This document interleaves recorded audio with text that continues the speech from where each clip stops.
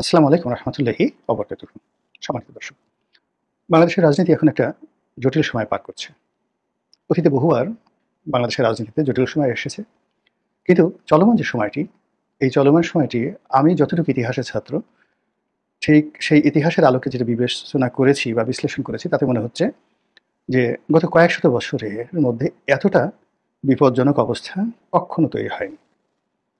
আমাদের দেশে প্রাকৃতিক দুর্যোগ, বিদেশিদের আক্রমণ, দিল্লির আক্রমণ, আফগান সৈন্যদের আক্রমণ, তুরস্কর সৈন্যদের আক্রমণ, তারপরে মগ, ঠগ, তারপরে পর্তুগিজদের আক্রমণ, এটা অহরহ ছিল। ডাকাতি, লুটেরা, শস্যহানি, মানুষের অভাব, অভিযোগ, দুর্ভিক্ষ বহুবার হয়েছে। কিন্তু 18 কোটি মানুষের যে বসবাস এই বাংলা, এবং এখন যে ভূখণ্ডটি আছে ঐক্যবদ্ধভাবে, এই ভূখণ্ড একসাথে অতীতে অর্থাৎ 1971 থেকে এ পর্যন্ত আমরা এই তৎকালীন পূর্ববঙ্গ বা পূর্ব পাকিস্তান, তারপর আজকে বাংলাদেশ, এই ভূখণ্ডটি আসলে হয়েছিল না। এখানে 12 ভূঁইয়াদের আমলে যাকে বলা হয় অসংখ্য ভাগে বিভক্ত ছিল। এই বাংলাদেশের এই পুরো ভূখণ্ডটি 12 জন ভূঁইয়ারা বা জমিদারা আলাদাভাবে কয়েক শত বছর শাসন করেছেন।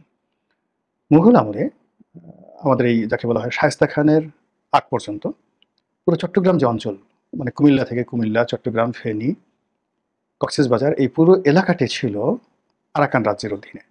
এখন যারা রোহিঙ্গা রাজা, এদের অধীনে।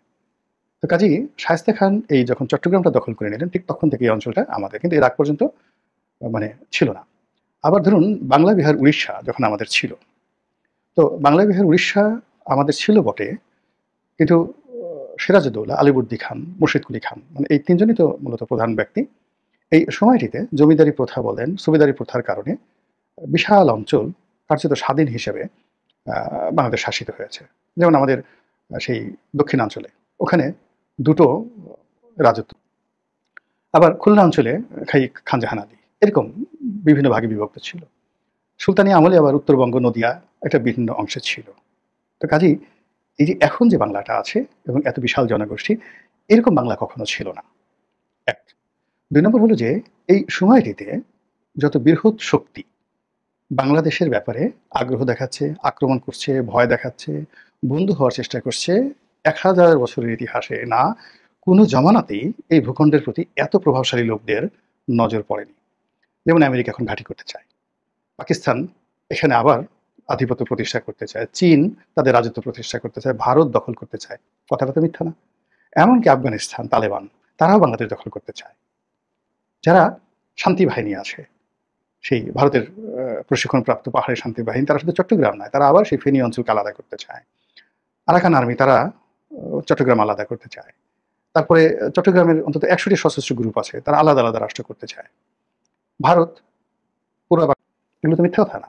আচ্ছা, তো দেখুন ভারতের মতো একটা পরাশক্তি, চীনের মতো একটা পরাশক্তি, কিংবা আমেরিকার মতো পরাশক্তি, এমনকি রাশিয়া। রাশিয়া তাদের যে এখানে পরমাণু কেন্দ্র চালু করেছে, ফলে যদি তাদের পরমাণু কেন্দ্রের আশেপাশে কেউ যায়, সেটা ইভেন আমেরিকাও যায়, সরাসরি রাশিয়া এখানে বিমান হামলা চালাবে। তো আমেরিকা, রাশিয়া থেকে শুরু করে বিশ্বের সমস্ত পরাশক্তির এই যে একটা খেলার মাঠ, এটা আমি আমার যে ক্ষুদ্র ইতিহাস জ্ঞান 1000 বছরের মধ্যে আমি দেখিনি। যেমন ধরুন একটা সময় সুপার পাওয়ার ছিল দিল্লিতে সম্রাট আকবর, ভালো কথা। তো তার সাথে সুপার পাওয়ার ছিল সাফাভিদ বংশ পারস্যে, আজকের আমেরিকার মতো। দ্বিতীয় বা কন্টেম্পোরারি সুপার পাওয়ার ছিল অটোম্যান ডাইনেস্টি, যেটি সুলতান প্রথম সেলিম, মেহমেদ, তারপর সুলতান সুলেমানের জমানাটা। তারা কি বাংলাদেশের নাম জানতো? কখন আক্রমণ করেছে? নেভার। সারা দুনিয়া তছনছ করেছে চেঙ্গিস খান, হালাকু খান। তারা ভুলেও বাংলাদেশের নামও জানতো না। তারা সর্বোচ্চ সেই ভারতের কিছু সীমান্ত, সেই সীমান্তে তারা আক্রমণ করেছিল আলাউদ্দিন খিলজির এবং সুলতান ইলতুৎমিশের জামানাতে। তো মঙ্গলরা বা চাইনিজরা কখনো বাংলাদেশ নিয়ে গত 1000 বছরে আসেনি। তারপর আব্বাসীয় খলিফারা, উমাইয়া খলিফারা, মানে মোহাম্মদ বিন কাসিমকে পাঠানো হয়েছিল সিন্ধু অধিকার করার জন্য, কিন্তু তিনি কি বাংলাদেশের নাম জানতেন? কেউ আসছে ওই এলাকা থেকে? মানে পৃথিবীর যে সুপার পাওয়ারগুলো, সেটা আলেকজান্ডার বলেন, রোমান সাম্রাজ্যরা, মানে সম্রাটরা 800-900 বছর দুনিয়ার সব জায়গাতে তছনছ করেছে, মাশাল্লাহ বাংলাদেশে তারা আসেনি। তো আপনি হাজার হাজার বছরের ইতিহাসে পৃথিবীর কোনো সুপার পাওয়ার সিঙ্গেল অথবা সম্মিলিতভাবে তারা কখনো বাংলার দিকে নজর দেয়নি, বাংলার নামও তারা জানতো না। আচ্ছা, তো সেই বাংলার উপরে এই মুহূর্তে এখন বিশ্বের সব সুপার পাওয়ার একসাথে হামলে পড়েছে।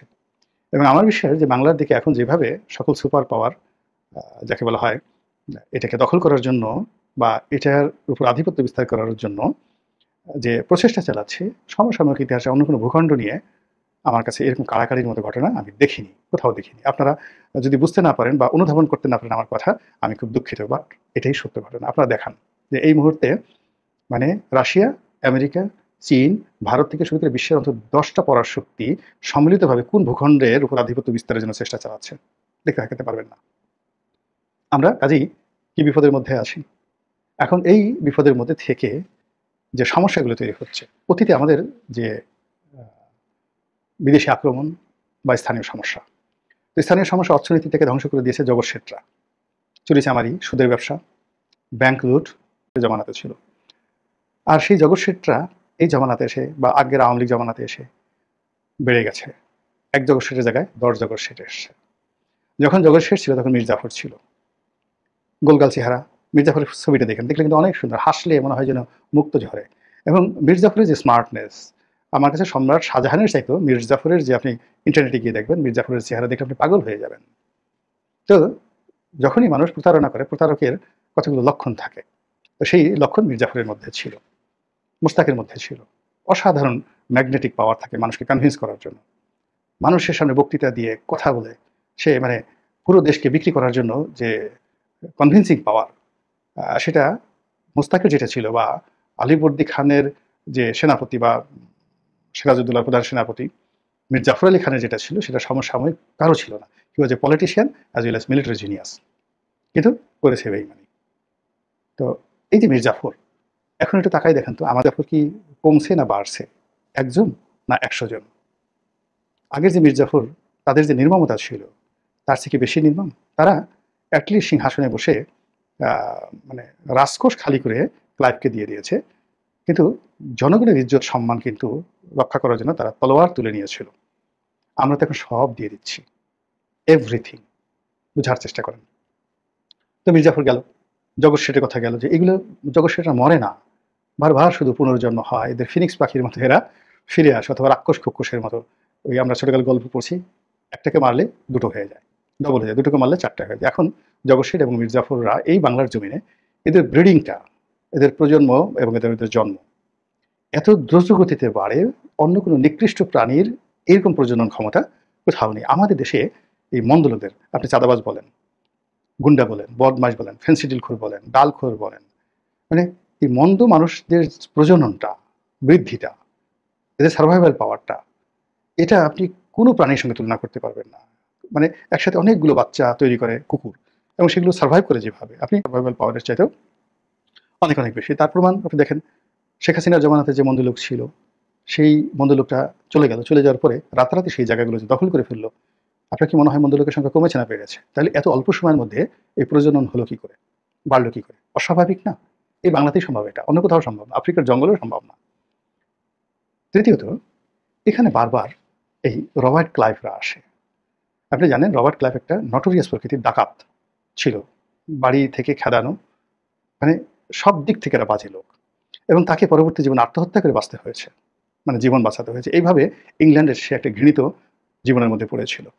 তো সেই রবার্ট ক্লাইভ, সে মাদ্রাজে কিচ্ছু করতে পারেনি। কলকাতাতে যখন এলো ফোর্ট উইলিয়াম দুর্গে, তখন তার কপাল খুলে গেল। এই বাংলার মীর জাফর, জগৎ শেঠ, এদের সাথে মিলে সেই যে ক্লাইভের যে একটা রসায়ন তৈরি হয়ে গেল, এবং জায়গাটা নামের বাগানে, পলাশীর আমের বাগানে বাংলার স্বাধীনতার সূর্য অস্তমিত হলো। আবার দেখা গেল যে 1971 সনে সেই কুষ্টিয়ার মেহেরপুরের আমের বাগান, আম্রকানন, ওখানে আবার সেই বাংলাদেশের স্বাধীনতার সূর্য সেখানে উদিত হল। তো ঘুরে ফিরে আমের বাগান থেকে আমরা বেরোতে পারছি না। তো আমের বাগান যেভাবে আমাদের জীবনে অপরিহার্য সূর্য ডোবার ক্ষেত্রে, আবার সূর্যোদয়ের ক্ষেত্রে, একইভাবে রবার্ট ক্লাইভ চরিত্রের মতো ডোনাল্ড লু বা পিটার ডি হাসের মতো লোক দুনিয়ার কোথাও এরা কিছু করতে পারেনি, কিন্তু বাংলাদেশে এসে এরা ঠিকই সর্বনাশ করে ছাড়ে। এদেশের মুনাফিকদের সাথে, এদেশের বেঈমানদের সাথে, এদেশের মীর জাফরদের সাথে, এদেশের জগৎ শেঠদের সাথে এরকম ডোনাল্ড লুদের যে সমন্বয় হয়, এটা পাকিস্তানে সম্ভব না, এটা আফগানিস্তানে সম্ভব না, এটা ভারতে সম্ভব নয়, শ্রীলঙ্কাতেও সম্ভব না। ওরা জাস্ট ঢুকেছে, এটা অপকর্ম করেছে, কিন্তু দ্বিতীয়বার সেখানে ঢুকতে পারেনি। কিন্তু বাংলাদেশে যখন এরা ঢুকে যায়, যেমন রবার্ট ক্লাইভ ঢুকেছে, সে বহুদিন এখানে থেকেছে, এমনকি তার চাকরি চলে যাওয়ার পরও তিনি এখান থেকে কমিশন। পিটার ডি হাসের কথা চিন্তা করেন, সে যে অপকর্ম করেছে, সেই অপকর্ম করার ফলে সে চাকরি ছেড়ে দিয়েছে, আবার সে বাংলাদেশে ঘুরে ফিরে আসছে এবং এখনো সে অনেক কিছু নিয়ন্ত্রণ করছে।